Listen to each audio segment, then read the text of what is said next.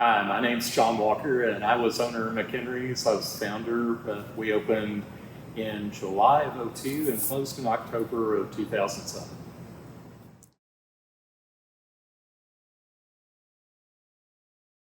I was traveling quite a bit to perform through the 90s. I was out on the road quite a bit, and Nancy, my girlfriend, didn't really want me to travel quite so much. So started looking at things I could do, and I didn't want to get all the way out of the music business. And what really occurred to me is there might be room in my hometown for a place that was kind of similar to some of the places I got to play on the road. The main thing that we patterned after was the Bluebird in Nashville, because it was, in fact, the first bar we did some end rounds like they do. They would put monitor speakers on the floor and it'd be 4 around. Yeah.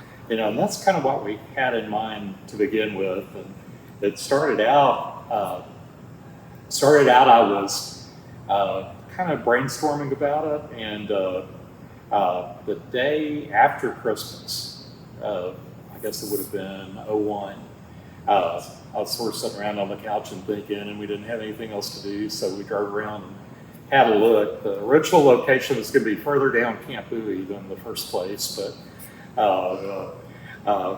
what happened is we kept looking, and there was a spot over at the time Mike Salerno's restaurant, an Italian restaurant on Camp Bowie, and it was in the Western Hills Motel, and there was a space over it that had been a bar several years ago, and didn't really have any of the equipment, but it had a big advantage because it was grandfathered in, through the city. So, it had been a bar before, so we didn't have to do an awful lot of bringing things up to code, and there was a pretty clear path to getting open, so went ahead and committed to it.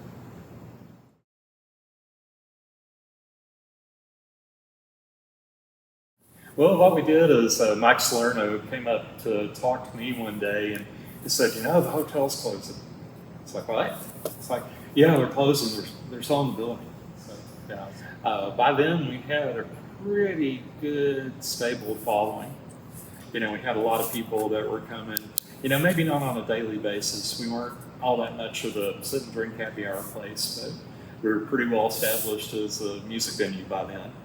And looked further down the street, and it was kind of down almost Cherry Lane on Highway 80, and it was much bigger space and a bit more expensive. And we moved down there, and I think October of '04 was when we got there, and that gave us the ability to do some bigger shows.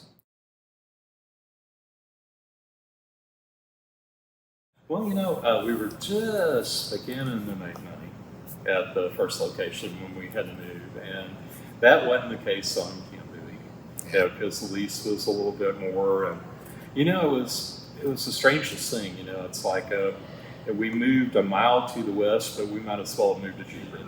It was different enough, or it felt a little bit like we lost some business.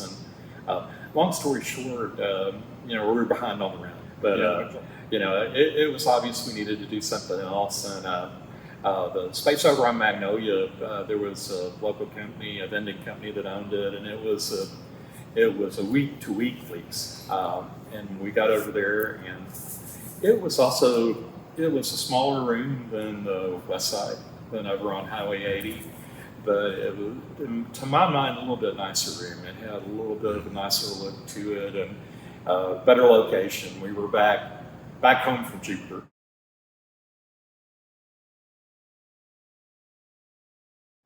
The biggest challenge I had was monetary. Yeah. Monetary and kind of keeping body and soul together. We had to make some concessions. We were really, I know it's kind of a point of joke later on, but we were really lucky in having the clientele we had and people that were so strongly behind us, because let's just say we lacked inventory.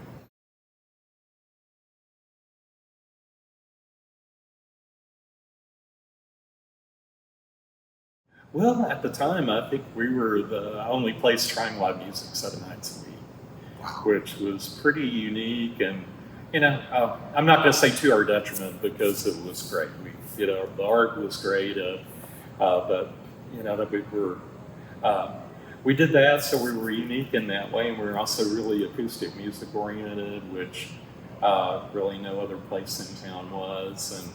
And it feels like we kind of caught a lot of people's imagination.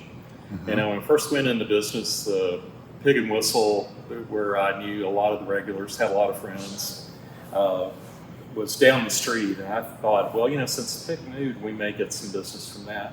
Turned out we didn't get very much. But what we did get were people that were interested in the music exclusively. That was the first place I laid eyes on Mike Kelly, Chris Curtis, Don McRae. Sure. And, I think that's what really made it special. It caught a lot of people's imaginations really beyond what my thoughts were. I didn't know that that's where we were headed when this happened. Right. And I think that's the thing that's a success, because it was never any sort of financial success. But what we did is we really got a group of people together that stayed cohesive. And that was the thing over time, and especially in the years since we closed, that I'm humbled and astounded by, because we just, I could have never predicted that. And I'm just kind of grateful for everybody's imagination with it.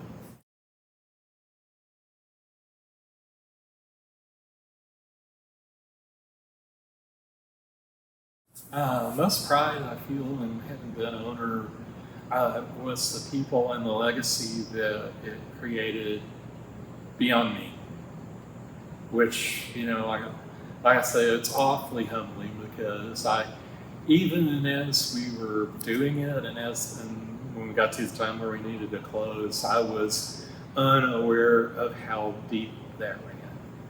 And I was unaware of kind of the launching pad it had been for a lot of people. And it's like I can look back and things will be going on, kind of music around Fort Worth and kind of surrounding, and I'll think back and I'll go, oh yeah, that's right, they played the first time in our place. So kind of that's the thing I'm the most proud of, because I remember more than once, Deanna and I are talking about booking such and such act, and and I go, well, the art's great.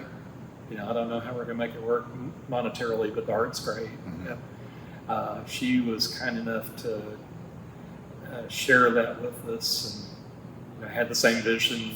Yeah, sure. If I can claim any sort of vision, that's why we wanted it to be. Yeah. We wanted it to be a place where people felt at home, and a place where the music was put first, and feel like we got that done really